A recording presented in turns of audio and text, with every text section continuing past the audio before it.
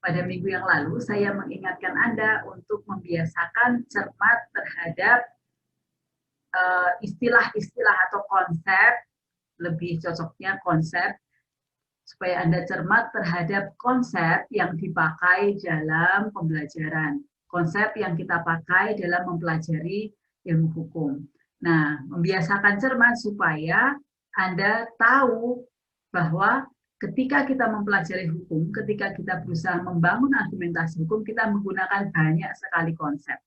Oleh karena itu, biasakan cermat dengan konsep-konsep tersebut sehingga Anda tidak salah menggunakannya dan konsep-konsep tersebut dapat dipakai untuk membangun argumentasi hukum. Hari ini kita akan melihat apa itu argumentasi hukum. Nah, hal pokok atau hal penting yang kita bahas pada minggu yang lalu, yang saya minta Anda untuk ingat, itu adalah kalau kita membicarakan mengenai apa itu hukum, berarti Anda harus ingat bahwa hukum itu tidak sama atau tidak bisa diartikan sama dengan peraturan. Hukum itu memiliki makna yang berbeda. Nah, kalau dilihat dari gambar yang terpampang di layar depan Anda, ini semua kalau menurut jawaban Anda di flexible learning, Anda sudah mengerti bahwa hukum itu posisinya di atas. Karena dia berupa nilai-nilai, dia berupa keharusan, dia berupa sesuatu yang dianggap baik oleh sebuah masyarakat tertentu. Nah, karena dia sifatnya abstrak, karena dia sifatnya ada di atas, maka kemudian dia diimplementasikan, dia dikonkretisasi dalam bentuk peraturan. Sehingga peraturan dan hukum itu punya posisi yang berbeda, maknanya berbeda. Peraturan itu implementasi dari hukum. Nah, kalau kita melihat ketidakidealan bahasa Indonesia yang kalau kita melihat sesuatu yang tidak cocok, sesuatu yang tidak ideal dalam prakteknya, gitu. Kenapa peraturan kok tidak adil, gitu? Kenapa kok peraturan itu memihak misalnya? Nah, yang harus Anda ingat, peraturan itu dibuat oleh otoritas. Nah, otoritas itu kadang-kala punya kepentingan. Dia lupa bahwa ketika dia membuat peraturan, seharusnya satu-satunya yang menjadi sumber yaitu hukum. Apa yang seharusnya? Nilai-nilai ideal yang dipegang oleh masyarakat. Dan dia lupa bahwa aturan itu dibuat untuk mencapai atau menciptakan keadilan. Nah, dengan adanya keadilan akan terwujud yang namanya damai sejahtera. Nah, ini minggu lalu kita sudah lihat. Nah, kita mendasarkan pada doktrin yang disampaikan oleh Roscoe Pound. Nanti Anda bisa pelajari lebih lanjut. Nah, itu yang menjadi PR Anda. Yang menjadi materi kita pada minggu lalu. Nah, kemudian dari situ lalu ada PR.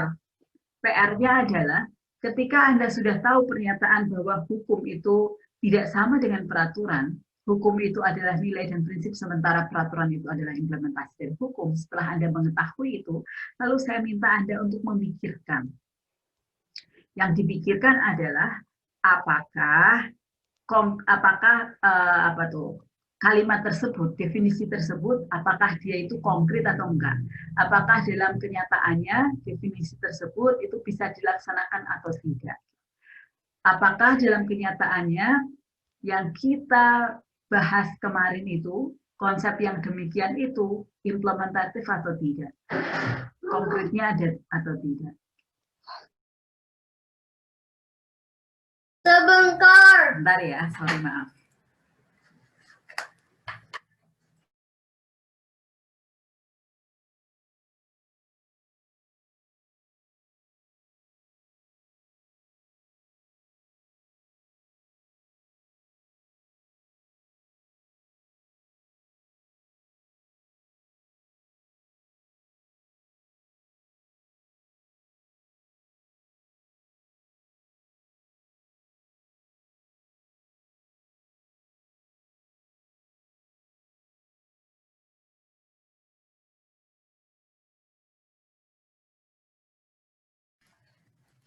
Maaf sekali ya, buku sekolah anak saya datang.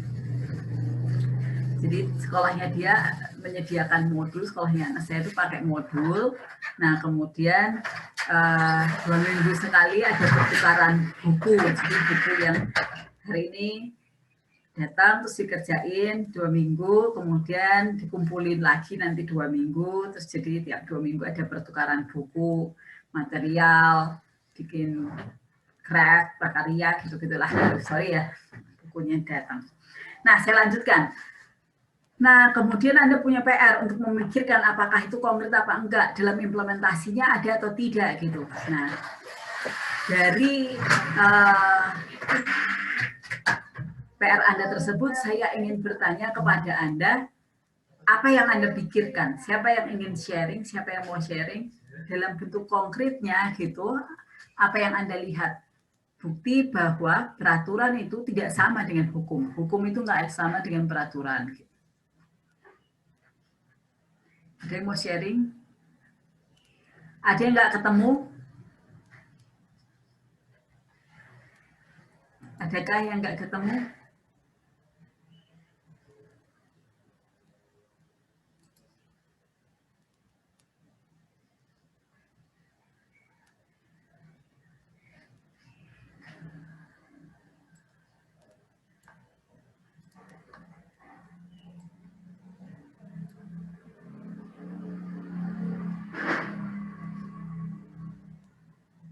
Silakan.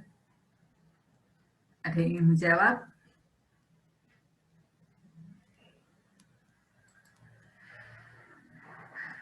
Nggak ada yang ingin menjawab?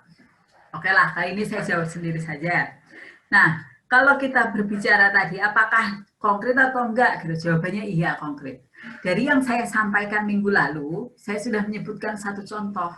Contohnya apa? Hakim tidak boleh menolak kasus.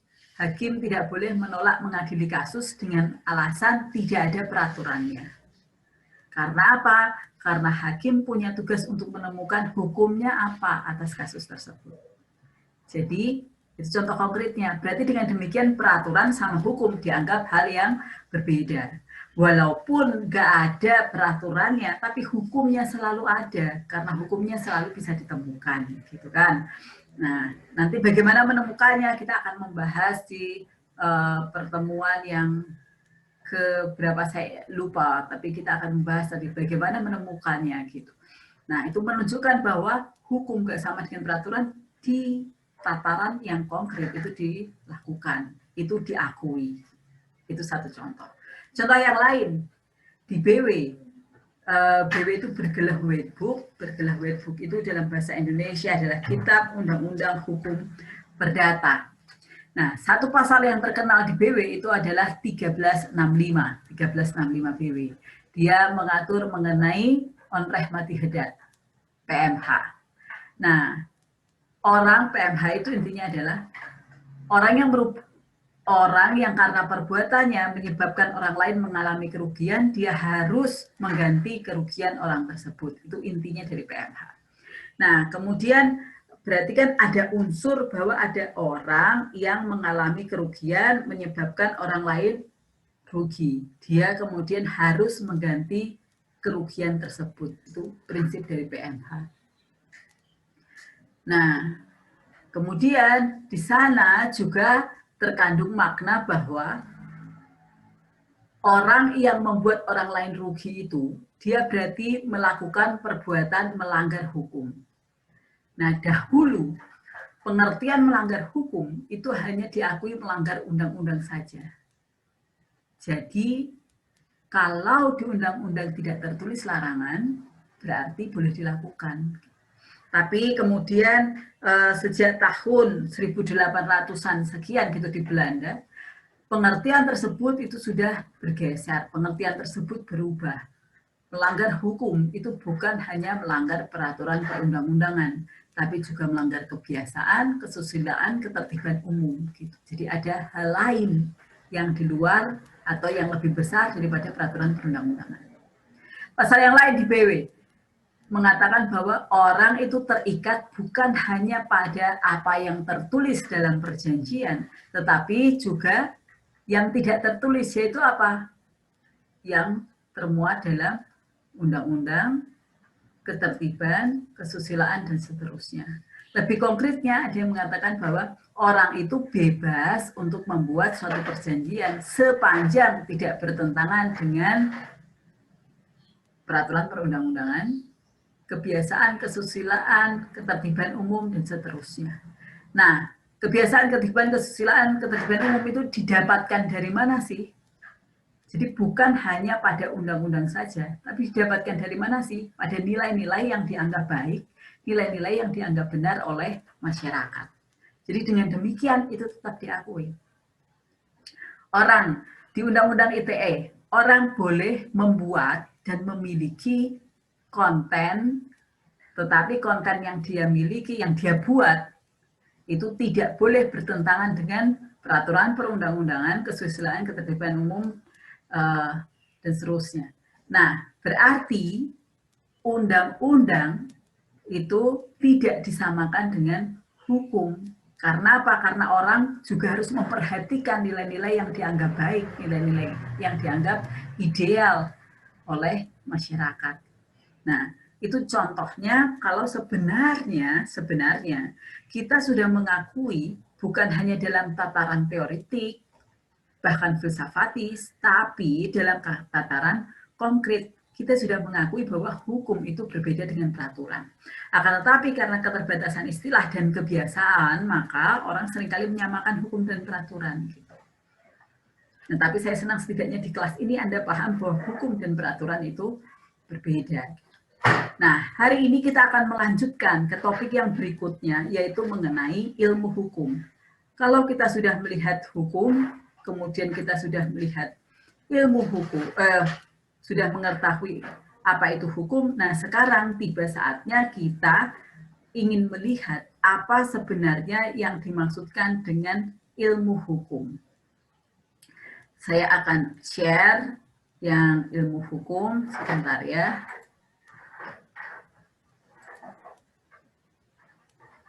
Saya ganti PowerPoint-nya dulu.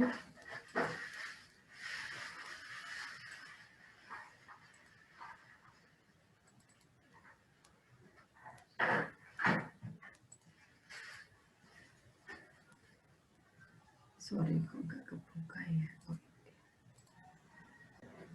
Sudah kelihatan di tempat Anda? Sudah, Bu. Oke. Nah, Bu. hari ini kita akan melihat mengenai apa itu ilmu hukum gitu. Setelah kita mengetahui hukum itu apa. Jadi Anda ingat ya, ketika kita membahas mengenai ilmu hukum, ini tidak lepas dari apa yang sudah kita lihat pada minggu yang lalu, yaitu mengenai pengertian hukum. Jadi ketika kita membahas ilmu hukum, tolong diingat-ingat dalam pikiran Anda, kita membicarakan mengenai ius gitu. Oke. Nah, sekarang kita lihat dulu bagian yang pertama. Saya membagi materi mengenai ilmu hukum ini dalam 3 bagian. Kita akan membahas dulu bagian yang pertama, yaitu mengenai pengertian dan hakikat ilmu hukum. Nah, harus Anda ingat ketika kita bicara mengenai pengertian dan hakikat ilmu hukum, Anda harus ingat bahwa ada ada gium, as many men, so as many opinions. Artinya apa? Ada banyak orang, ada banyak juga pengertian. Sehingga pengertian ilmu hukum ini nanti kalau Anda jumpai di luar sana bisa jadi bermacam-macam. Tapi kita di sini akan membahas pengertian ilmu hukum dalam arti yang sebenarnya. Dalam arti yang benar, demikian adanya yang dimaksudkan dengan ilmu hukum. Kenapa? Karena di luar sana ada yang membahas ilmu hukum itu dikaitkan dengan ilmu-ilmu yang lain. Ada yang membahas ilmu hukum itu dilihat dari kacamata ilmu yang lain.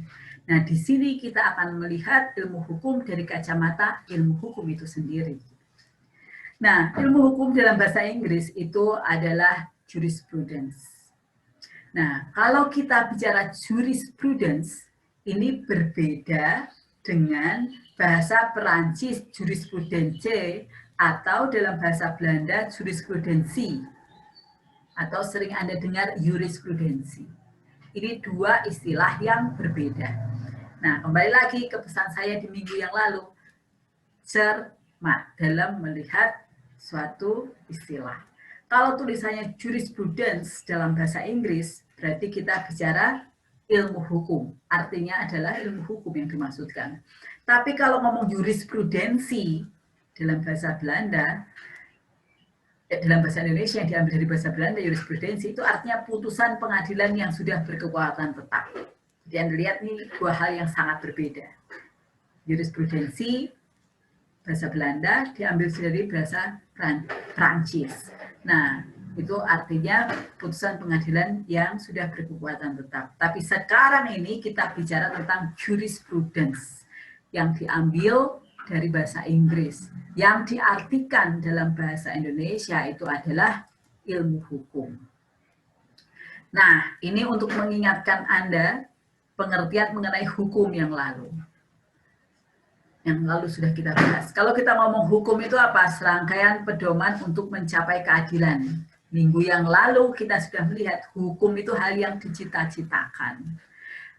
Sesuatu yang ideal, sesuatu yang seharusnya dilakukan gitu. Untuk apa? Untuk mencapai keadilan. Maka di sini saya membahasakannya serangkaian pedoman untuk mencapai keadilan. Dalam bahasa Latin itu ius, dalam bahasa Prancis droit, dalam bahasa Belanda itu recht, dalam bahasa Jerman juga recht. Nah, berbeda yang di sebelah itu aturan, seperangkat aturan tingkah laku untuk mengatur ketertiban masyarakat. Nah, bahasa Indonesia itu bisa dibilang hukum semua, tapi yang satu bisa diartikan sebagai ius, yang satu bisa diartikan sebagai lex. Nah, lex sendiri dalam bahasa Prancis itu loi, dalam bahasa Belanda itu wet, dalam bahasa Jerman itu Gesetz. Jadi Anda lihat, Prancis, Belanda, Jerman, dan bahasa Latin punya istilah yang berbeda. Tapi orang dalam bahasa Inggris menyebutnya law, kemudian diterjemahkan dalam bahasa Indonesia menjadi hukum. Nah, jadi ini karena kesimpangsiuran bahasa. Bahasa Prancis, bahasa Belanda, bahasa Jerman diterjemahkan ke bahasa Inggris. Lalu mereka menerjemahkannya dengan kata law. Nah, kata law diterjemahkan kemudian ke bahasa Indonesia, jadilah kata hukum. Sehingga orang Indonesia seringkali memahaminya keliru. Nah, sejak awal, mumpung Anda masih belajar PHI baru semester 1, Anda harus cermat. Nah, yang kita bicarakan adalah jurisprudence, ilmu hukum. Berarti kalau hukumnya itu adalah ius atau droit atau recht, maka kita sedang bicara tentang ilmu mengenai yang hukum dalam artian ius. Itu untuk mengingatkan Anda sedikit. Nah, ilmu hukum dari sisi etimologi, di bahasa Inggris tadi kita sudah melihat itu adalah jurisprudence. Di bahasa Belanda itu rechtswetenschap. Dalam bahasa Prancis, teori generale du droit. Dalam bahasa Jerman, jurisprudence atau rechtswissenschaft. Nah, ini penting Anda ingat, sehingga nanti ketika Anda mencari literatur untuk membaca lebih lanjut, Anda ingat istilah-istilah yang dipakai ini. Kalau Anda mau cari tentang ilmu hukum. Nah, jurisprudence itu berasal, tadi kita kan baru lihat dari secara etimologi ya, dari asal katanya. Dari asal kata iuris dan prudensia, membentuk kata jurisprudence. Juris itu artinya hukum dibuat oleh masyarakat dan kebiasaan, bukan perundang-undangan. Ini minggu lalu sudah kita lihat, dari mana sih asalnya hukum? Dari masyarakat. Dalam suatu masyarakat pasti ada hukum, gitu. Minggu lalu sudah kita lihat. Nah, prudensia itu adalah kebijaksanaan atau pengetahuan. Berarti kalau kita ngomong jurisprudence, itu berarti kebijaksanaan atau pengetahuan yang dibuat oleh masyarakat. Dari sanalah lahirnya atau dari sanalah munculnya hukum. Nah, oleh karena itu, Anda bisa memahami bahwa kalau kita bicara tentang jurisprudence, kita bicara tentang ilmu hukum, berarti isinya apa? Isinya adalah kebijaksanaan yang berkaitan dengan hukum atau pengetahuan hukum. Kita membicarakan mengenai semua hal yang bersifat teoritis tentang hukum. Nah, berarti metode studi hukum dalam arti umum ketika kita belajar hukum ini, kita melihat hukum dari dalam. Nanti kita akan lihat ini lebih lanjut. Kita akan melihat hukum dari dalam, bukan dari luar. Gitu. Apa artinya? Nanti kita akan membicarakan ini lebih lanjut. Nah, ketika kita membicarakan ilmu hukum, berarti kita juga berbicara mengenai suatu pengetahuan yang sistematis, terorganisir mengenai gejala hukum, struktur kekuasaan, norma-norma, hak, dan kewajiban. Semuanya apa? Sistematis. Berarti dalam ilmu hukum kita belajar mensistematisasi. Nah, kalau yang ini nanti lebih lanjut akan Anda pelajari dalam mata kuliah pengantar ilmu hukum. Nah, sekali lagi, Anda semua ada dalam program studi ilmu hukum. Kalau di program studi ilmu hukum, berarti dalam bahasa bahasa Inggris, Anda belajar tentang jurisprudence. Berarti nantinya setelah lulus, Anda diharapkan menjadi apa? Menjadi juris, menjadi ahli hukum, orang yang mengerti tentang ilmu hukum. Nah, ilmu hukum itu tentang apa toh? Kebijaksanaan yang terkait dengan hukum. Semua yang teoretik terkait tentang hukum.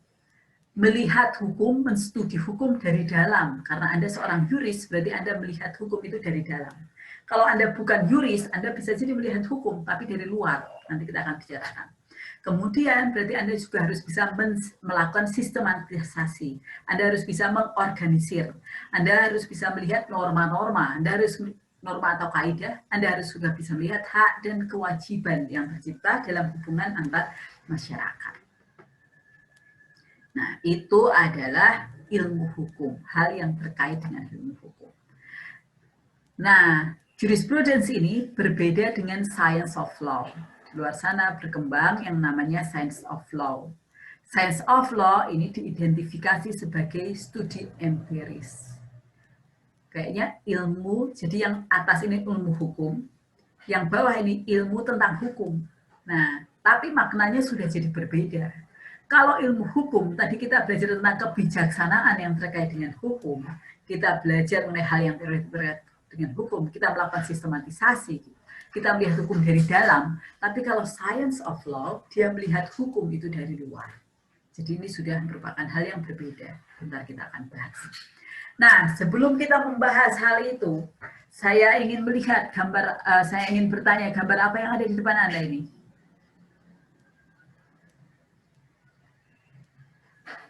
Ini gambar apa? Barter.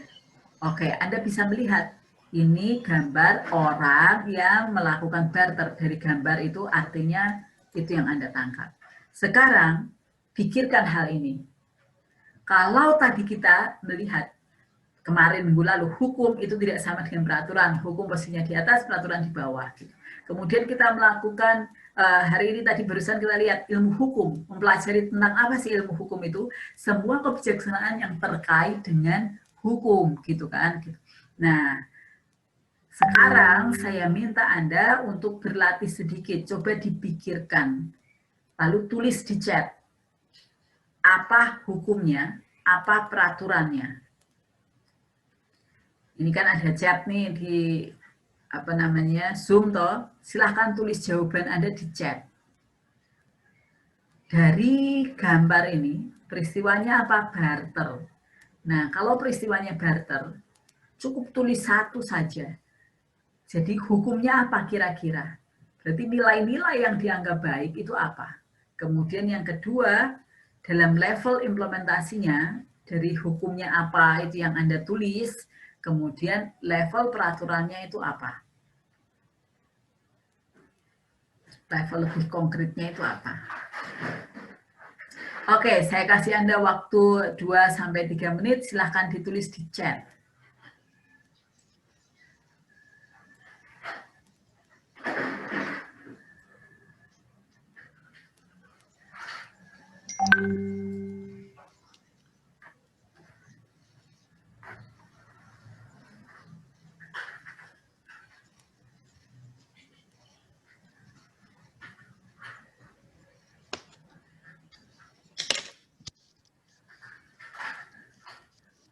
Nah, sambil Anda menulis, saya umumkan bahwa Anda sudah bisa presensi, nanti menunggu kuliah terakhir juga boleh. Anda sudah bisa presensi, kemudian lewat siasat seperti biasa. Kemudian jika ada yang kesulitan untuk presensi, nggak bisa masuk, kemarin di kelas yang lain itu ada ya, karena belum lunas melakukan pembayaran, maka nggak bisa masuk siasat. Nah, jika itu masalah yang Anda hadapi, silahkan japri ke Kak Panji untuk presensinya.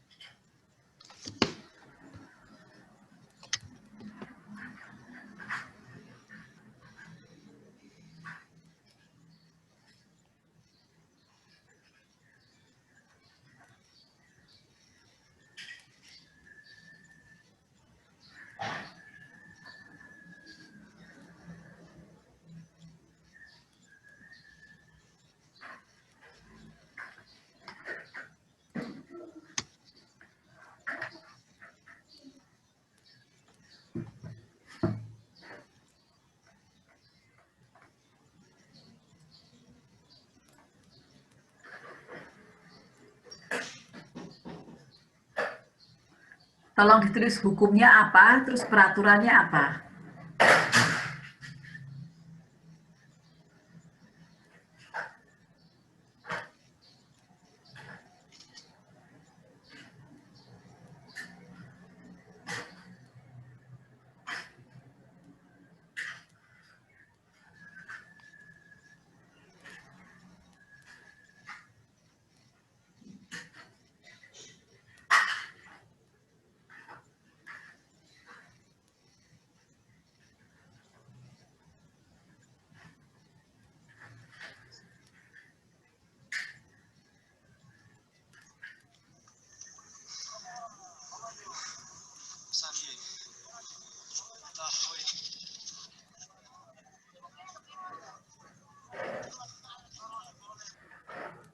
Ivandi, di tempatmu ribut sekali, di mute ya.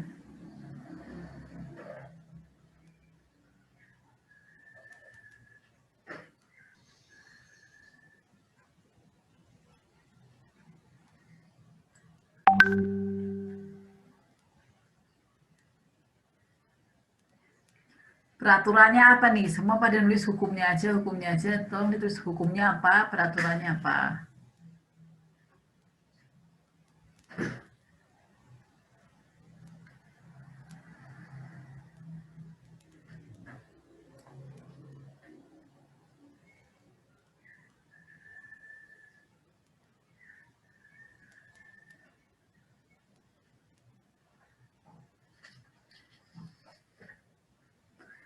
Ingat, peraturan itu sifatnya harus konkret. Sementara hukumnya berarti dalam level yang abstrak.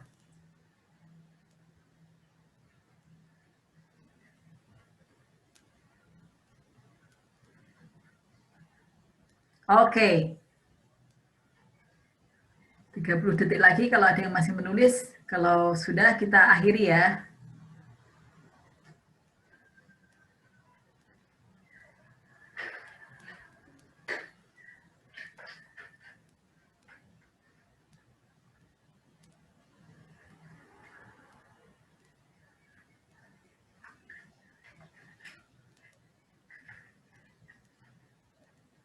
Saya mau tanya dulu nih sebelum kita bahas.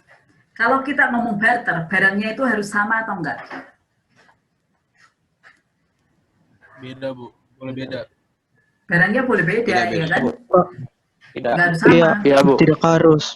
Kalau mau sama boleh nggak? Sama-sama dalam kategori yang sama, misalnya sama-sama apel, gitu boleh atau enggak? Boleh, Bu. Boleh aja, Bu. Boleh, misalnya yang satu apel merah, yang satu apel Boleh, Bu. hijau, boleh ya kan? Gitu. Nah, jadi apakah barangnya harus sama? Tidak harus sama. Betul. Terus boleh beda nggak? Boleh gitu. Berarti kalau Anda menulisnya tadi harus sama barangnya, ya itu bukan barter dulu gitu. Jadi itu bukan peristiwa hukum yang sedang terjadi ya kan gitu. Nah, sekarang kita lihat kira-kira hukumnya itu apa? Berarti nilai-nilai yang melandasi, nilai-nilai yang dianggap baik ketika melakukan barter itu apa? Ada hampir kesamaan di antara paling banyak orang di sini yang menurut saya betul gitu. Kalau orang mau melakukan barter, kira-kira nilai yang harus sama apa dulu? Kesepakatan, Bu. Adil, Bu. Fungsi. Oke, Anda bilang ada kesepakatan, berarti barter dilakukan itu harus sepakat. Dua pihaknya itu harus sepakat. Kemudian Anda bilang hukumnya harus apa? Harus sepakat itu mengenai apa? Mengenai barang yang mau dibarter, Bu. Mengenai barang yang mau dibarter, terus mengenai apanya lagi? Kayak seimbang gitu, Bu. Nggak mungkin kan dia kasih apel satu, yang satu kasih ayam, nggak adil kan, itu nggak adil kayak gitu. Oke. Kan ini dia kasih apel kan banyak, nggak cuma satu doang. Oke, adil. Jadi Anda bilang harus adil, harus seimbang, itu yang menjadi hukumnya. Anda bilang barter harus dilakukan secara, yang mau melakukan pihak yang mau melakukan barter harus melakukannya dengan sepakat terlebih dahulu. Terus yang kedua Anda bilang harus ada apa? Keadilan. Jadi barang benda yang dibarter itu harus adil. Adilnya itu menurut siapa? Saling menguntungkan, Bu. Menguntungkan siapa? Menurut kedua belah pihak. Nah, Kedua belah adil, kalau kita bicara hukumnya, berarti kalau bicara adil, adilnya bagaimana? Yang menurut apa? Yang menurut nilai-nilai yang dipegang oleh masyarakat kedua orang ini itu dianggap layak, dianggap pantas gitu adilnya. Bukan adil menurut saya saja. Tuh. Saya bilang, adil ini. Kenapa? Karena ayam ini ayam yang saya sayang gitu. Jadi kalau kamu menukarnya dengan satu truk apel gitu, ya itu baru pantas gitu. Nah, tapi juga melihat pada nilai-nilai kepantasan. Walaupun apa nanti kalau kita ngomong hukum perjanjian, yaitu kembali lagi perjanjian di antara kedua belah pihak. Dan kita fokus saja pada gambar yang tertera di depan Anda. Oke, saya setujulah kalau Anda mau bilang bahwa asas yang mendasari apa? Oh, harus ada kata sepakat, kemudian harus adil, berarti harus berimbang barang yang ditukarkan. Sekarang dari sisi level peraturannya kemudian apa?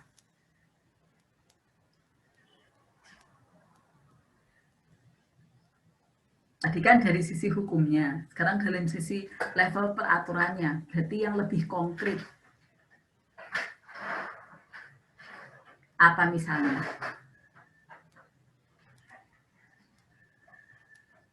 Misalnya apa? Ada yang punya ide?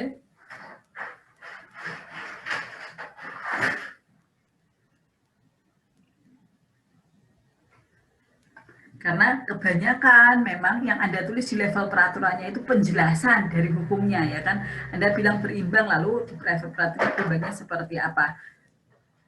Cara pola pikirnya sih sudah betul karena Anda berusaha mengkonkretisasi hukumnya gitu kan yang Anda lakukan. Nah, cuman kurang konkret aja gitu. Level peraturannya misalnya apa? Para pihak menentukan. Sekarang saya tanya, Anda maunya penyerahan barang, pertukaran barang dilakukan di tempat yang sama, hari yang sama atau enggak? Iya. Iya. Sama, Bu. Nah, berarti Anda tulis di level peraturannya. Jadi kalau Anda bilang harus berimbang, harus sepakat, lah kan pertanyaannya apa yang disepakati, apa yang berimbang gitu kan. Nah, itu diimplementasi dalam level peraturannya. Berarti peraturannya mengatakan bahwa apa? Para pihak menyepakati hari, tempat, dan jumlah barang yang dipertukarkan. Misalnya gitu. Jadi itu level konkret dari yang tadi Anda sebutkan di atasnya.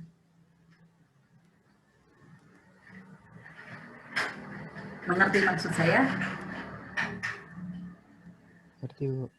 Nah, jadi di level peraturannya dia harus lebih konkret, lebih nyata. Kalau Anda bilang hukumnya itu harus seimbang, terus Anda bilang di hukumnya itu harus sepakat, berarti di level peraturannya Anda konkretkan sepakatnya seperti apa, seimbangnya seperti apa. Nah, nanti kalau Anda belajar lebih lanjut, yang Anda lihat itu di undang-undang misalnya.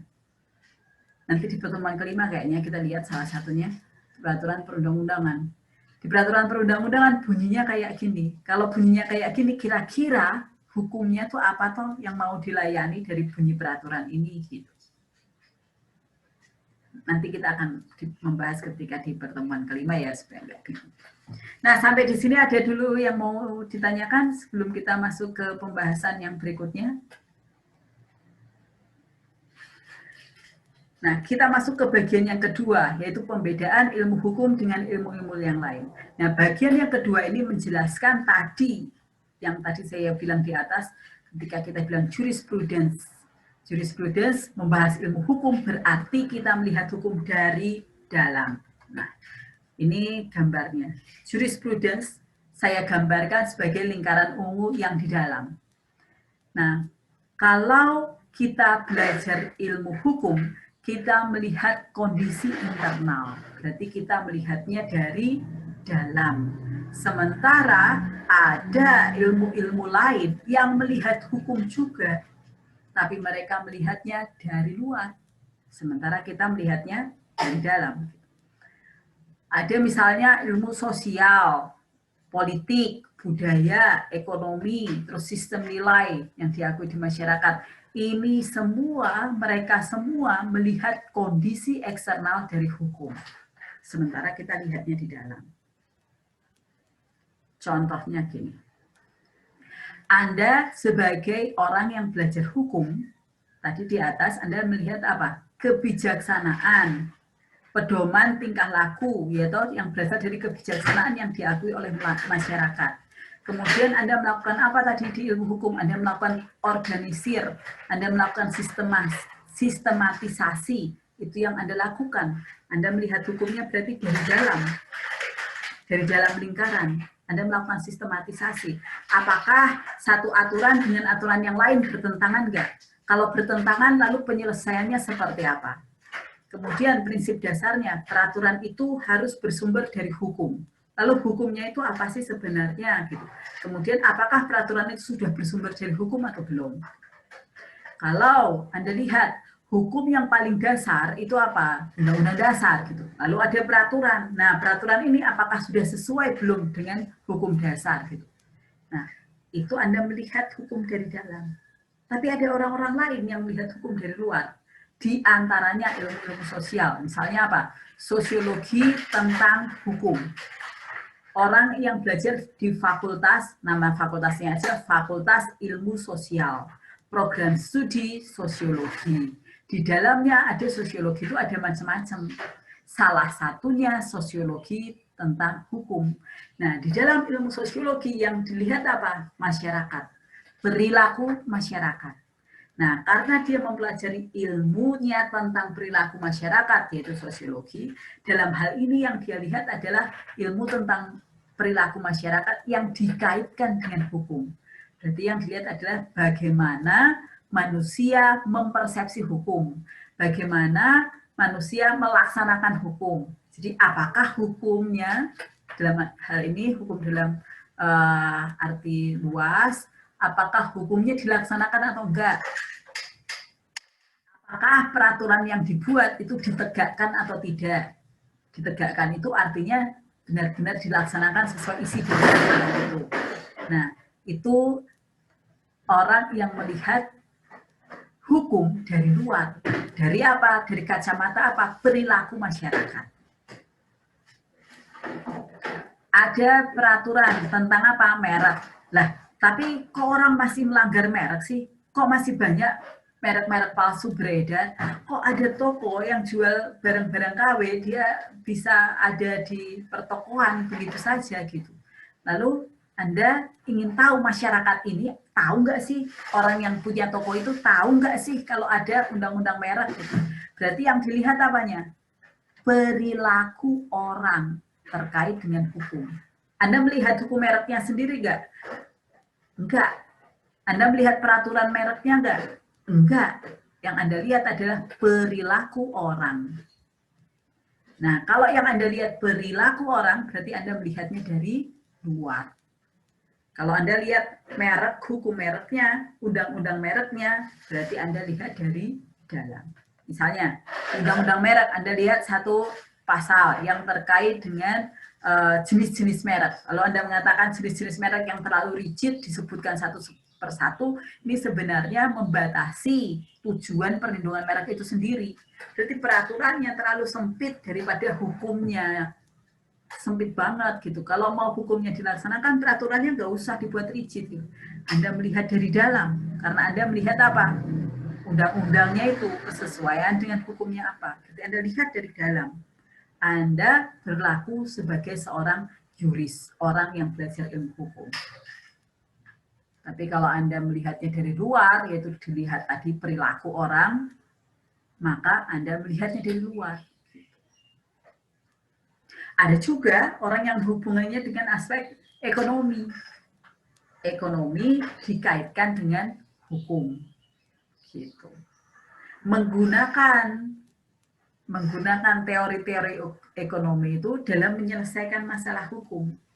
Lihatnya dari mana? Dari luar juga. Lebih menguntungkan mana menyelesaikan perkara dengan cara A atau dengan cara B? Yang mana yang lebih menguntungkan? Gitu. Menggunakan apa? Ilmu-ilmu ekonomi untuk menyelesaikan masalah hukum. Itu namanya hukum ekonomi.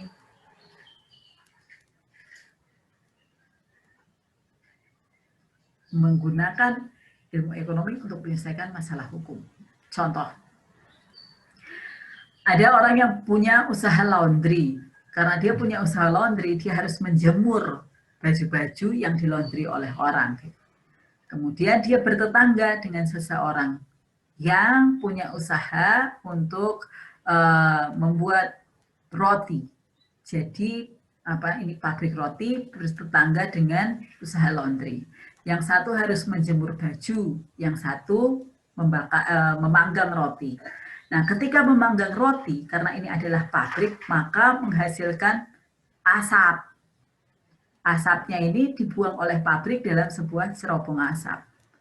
Nah, Anda tahu kan, asapnya roti, kalau Anda di rumah nih yang suka memanggang roti, atau saudara Anda atau ibu Anda gitu yang memanggang roti, ketika roti dipanggang itu ada aroma. Aroma yang enak, ya kan, aroma roti dipanggang. Tapi dalam jumlah besar, dia bisa menempel di baju, sehingga bajunya jadi baju yang beraroma, parfumnya itu parfum roti. Nah, tentu saja kan itu tidak disukai oleh si pengusaha laundry gitu kan. Maunya kliennya dia bajunya itu wangi, harum gitu. Bukan berbau roti. Jadi seolah-olah habis dipakai manggang roti gitu kan gitu. Nah, berseterulah mereka berdua. Yang satu bilang, kamu jangan manggang roti terus. Lah, kamu ngapain juga buka usaha roti? Buka usaha laundry. Kan udah tahu saya ini pabrik roti gitu.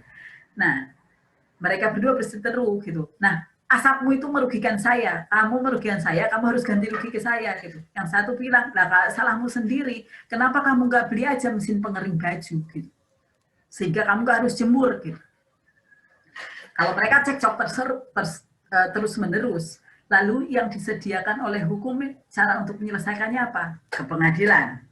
Atau mereka berdamai di luar pengadilan non litigasi, pakai PSA, penyelesaian sengketa alternatif. Pakai mediator gitu, terus mereka saling ngobrol gitu. Tapi ada cara lain yang tadi kita bilang, lihat dari luar, dari apa? Ilmu ekonomi. Panggil ahli ekonomi, suruh ngitungin. Kalau ke pengadilan ongkosnya berapa? Kalau pakai PSA ongkosnya berapa? Coba pikirkan, pakai ilmu ekonomi untuk menyelesaikan ini. Caranya gimana? Lalu si ahli ekonomi ini memikirkan, menyelesaikan masalah ini itu si pabrik roti harus punya mesin yang menyedot asap lalu mengolahnya sehingga keluarnya itu nggak bau roti lagi. Nah, sementara si orang yang punya usaha laundry dia pakai pengering baju. Nah, kemudian dia akan menghitungkan irit mana, lebih hemat mana si pengusaha roti bikin exhaust dan proses pengolahan itu asapnya itu, atau si pengusaha laundry dia pakai mesin pengering baju. Nanti hasil hitungannya kemudian baru itu disodorkan ke mereka nih loh, secara ekonomi lebih menguntungkan kalau si pengusaha laundry pakai mesin pengering baju, ongkosnya lebih murah gitu. Nah, oleh karena ini menyelesaikan masalah kalian berdua, maka ongkosnya harus ditanggung berdua. Gitu. Jadi pakai apa? Pakai ilmu ekonomi untuk menyelesaikan masalah yang terkait dengan hukum. Ada dua orang yang saling bertetangga, yang satu punya kebun jagung, yang satu peternak. Nah, si peternak ini beternak kambing, domba, sapi. Kambing, domba, sapinya dilepas begitu saja biar sehat untuk makan rumput. Tapi yang namanya kambing, domba, sapi, dia kan nggak tahu ya batas tanahnya yang punya itu yang mana gitu.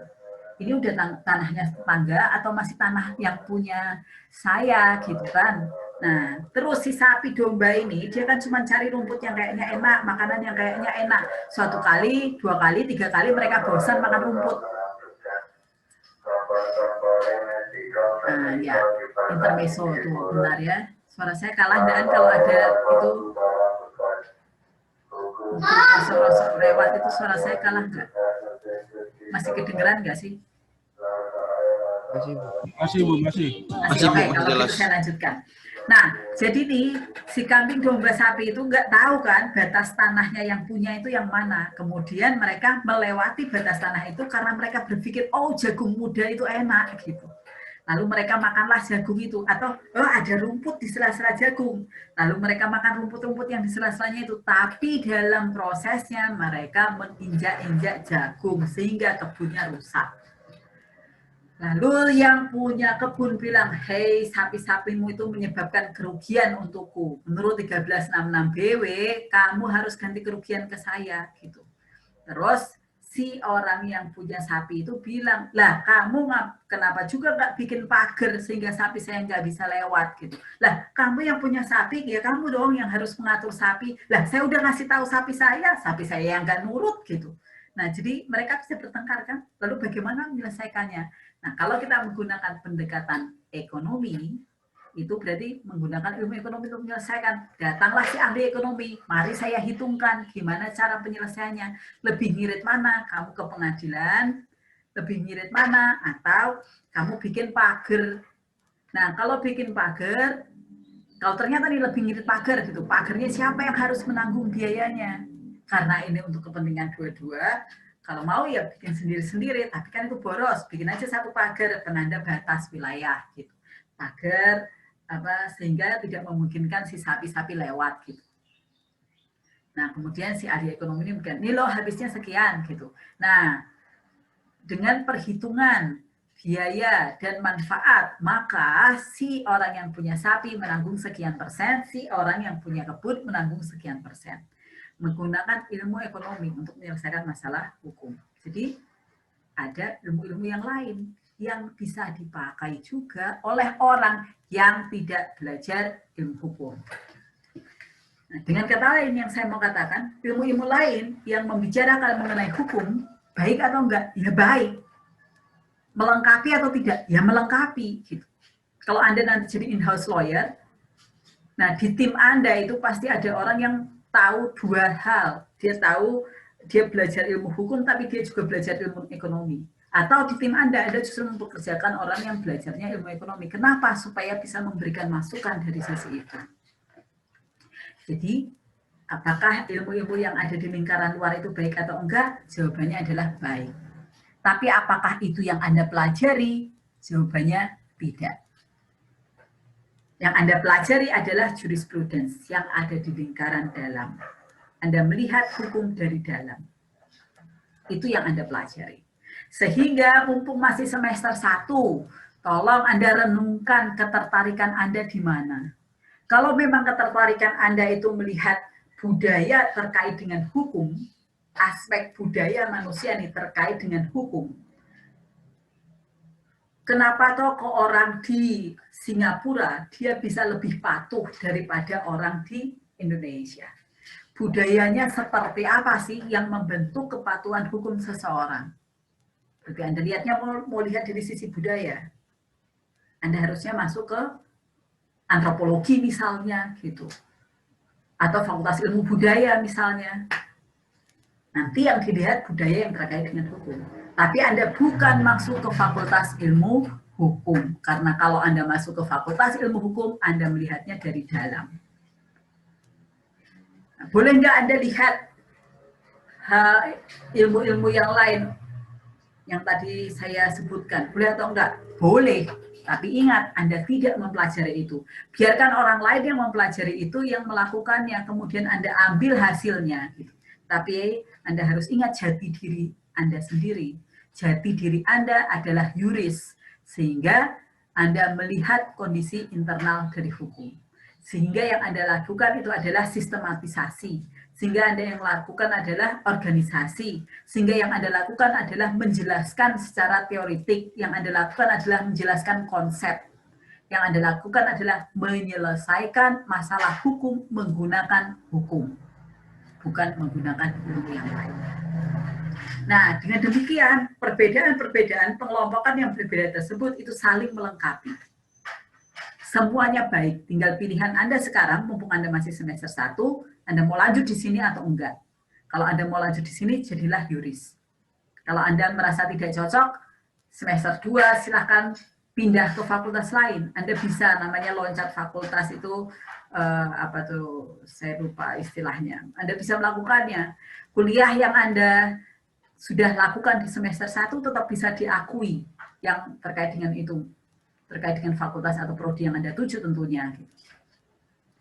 Nah, itu jadi menjadi PR saya untuk Anda, bahan perenungan Anda ya. Anda mau tetap jadi yuris atau Anda sebenarnya punya ketertarikan yang lain. Kalau Anda tetap di sini, ya konsisten aja, tetaplah jadi yuris. Nah, oleh karena itu ilmu hukum itu sui generis. Sui generis itu artinya sifatnya tersendiri, istimewa, beda, dipisahkan dari yang lain. Itu ilmu hukum sui generis. Kenapa? Metodenya tidak sama dengan ilmu yang lain. Cara mempelajarinya juga berbeda. Prinsip-prinsipnya juga berbeda. Makanya disebut sui generis. Nah, oleh karenanya, tolong biasakan Anda nggak mencampur-campur. Anda sudah belajar tentang ilmu hukum. Nah, ini kalau ilmu sosial, ini pembedaan-pembedaannya. Ilmu sosial ini hanya berkaitan dengan implementasi, memberi perhatian pada kepatuhan individu terhadap hukum, seperti tadi saya contohkan. Kemudian humaniora dipelajari dalam kaitannya dengan etika dan moralitas. Kemudian kalau ilmu hukum, ini tadi bersifat sui generis, jadi yang dipelajari adalah kebijaksanaan yang terkait dengan hukum. Dalam tataran yang lebih praktis, ini terbagi menjadi 3 level. Dogmatik hukum, teori hukum, dan filsafat hukum. Dogmatik hukum berarti menyelesaikan masalah berdasarkan peraturan perundang-undangan. Kalau teori hukum tertentu dipakai untuk menyelesaikan masalah. Nah, kalau filsafat hukum, dalam tataran yang lebih tinggi, asas atau prinsip yang dipakai untuk menyelesaikan masalah. Nah, setelah kita tahu ilmu hukum, setelah kita tahu hukum terlebih dahulu, sekarang posisi hukum sebagai inti dari kurikulum program studi ilmu hukum. Nah, ini akan terkait dengan legal reasoning atau penulisan argumentasi hukum yang jadi pokok materi kita pada pertemuan hari ini sebenarnya. Nah, pendidikan hukum dengan demikian untuk menghasilkan ahli hukum. Jadi tujuan pendidikan hukum adalah menghasilkan ahli hukum, bukan menghasilkan ahli yang lain, karena itu mengkhianati dirinya sendiri. Kalau kita ini bidang studinya ilmu hukum, maka yang dihasilkan ya ahli hukum. Kalau kita ini adalah bidang yang mempelajari tentang jurisprudence, maka yang dihasilkan adalah yuris. Jadi jangan mengkhianati diri sendiri. Nah, menghasilkan yuris itu yang seperti apa? Materi lebih lanjut Anda pelajari lewat flexible learning. Saya sudah mengupload beberapa materi terkait hal ini, terkait dengan topik perkuliahan pada pagi hari ini di flexible learning. Nanti Anda bisa pelajari lebih lanjut. Ada pertanyaan?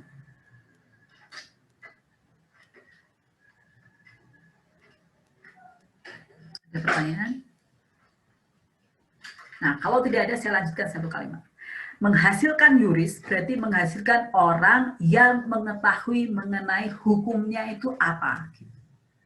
Kalau ada masalah, berarti dia menyelesaikan berdasarkan hukumnya itu apa. Pola berpikirnya itu adalah hukumnya itu apa, terkait dengan masalah tertentu yang dia perhadapkan kepada dia. Nah, kemudian dia menyampaikan pendapat mengenai hukumnya itu apa. Kalau dia menyampaikan pendapat mengenai hukumnya itu apa, berarti dia memiliki penilaian mengenai yang seharusnya itu seperti apa.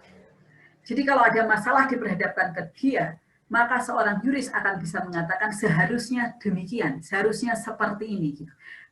Menyatakan mengenai apa yang seharusnya. Berdasarkan apa? Berdasarkan ilmu yang dia pelajari. Nah, itulah yang disampaikan oleh seorang ahli hukum, baik secara lisan maupun secara tertulis. Jadi Anda harus punya pendapat seharusnya seperti apa, baik secara lisan maupun secara tertulis. Nah, di dalam materi di flexible learning saya sudah upload di sana bagaimana menyampaikan yang secara tertulis. Jadi sudah ada di sana. Kalau Anda diperhadapkan pada suatu masalah, atau nanti Anda pasti akan ketemu dengan dosen yang meminta Anda membuat makalah. Bikin makalah, topiknya bebas, pokoknya terkait dengan mata kuliah ini gitu. Kemudian makalahnya itu 20 halaman gitu. Ada juga yang 10 halaman, ada yang 30 halaman, terserah. Macam-macam dosennya, siap-siap aja. Nah, Anda harus ingat, ketika itu berarti Anda akan melakukan yang namanya penulisan hukum. Bikin makalah, artinya apa? Bukan makalah seperti zaman Anda SMA. Lain, Anda naik level. Anda sekarang mahasiswa yang sedang belajar ilmu hukum. Nah, berarti level Anda adalah makalah ini berisi tentang pendapat hukum. Pendapat hukum saya tentang sesuatu hal yang terkait dengan mata kuliah yang sedang saya ambil. Nah, bagaimana menuliskan pendahuluannya sudah saya kasih contoh. Jadi ada contoh di sana. Kemudian secara umum apa yang tertuang di sana gitu sudah saya kasih ringkasan. Ada di flexible learning. Tugas Anda adalah membaca itu, kemudian berikan saya pertanyaan. Dari Anda mempelajari itu, kemudian apa yang muncul, pertanyaan yang muncul dalam diri Anda. Hal yang belum bisa Anda bayangkan atau bisa Anda pahami setelah Anda membaca hal itu.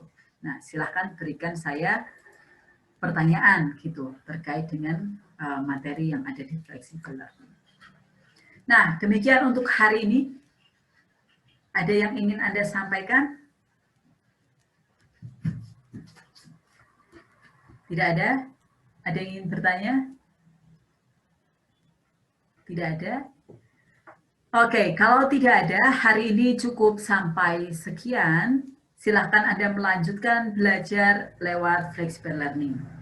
Dan dalam minggu ini saya akan memberikan pertanyaan untuk dijawab. Silahkan dicek flexible learning-nya sekitar hari Selasa atau Rabu. Terima kasih ya. Sampai jumpa di minggu depan. Terima kasih, Bu. Terima kasih, Bu. Terima kasih, Kasih, Bu. Bu. Terima kasih, Bu. Dadah, Adik. Dadah, Adek. Dadah, Adek. Ada adek. Lucu banget sih. Dadah, Kak. Dadah, kakak. Lucunya kayak saya, Bu.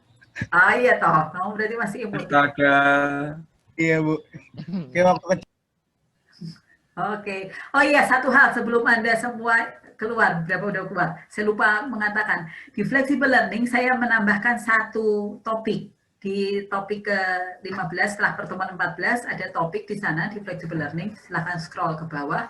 Nah, itu adalah apa namanya? Hal-hal umum yang tidak terkait dengan kuliah, tapi bisa Anda manfaatkan untuk belajar atau sebagai sumber belajar, memperkaya diri Anda dengan hal yang baru. sehingga menambah nilai Anda. Jadi Anda punya nilai jual yang lebih gitu karena Anda punya keterampilan yang lebih dari sekedar hanya ilmu yang Anda pelajari di sini saja. Nah, itu ya. Nanti silahkan dilihat, saya akan update secara berkala kalau ada sesuatu yang bisa saya bagikan. Terima kasih untuk hari ini. Sampai jumpa. Terima kasih, Bu. Terima kasih, Bu.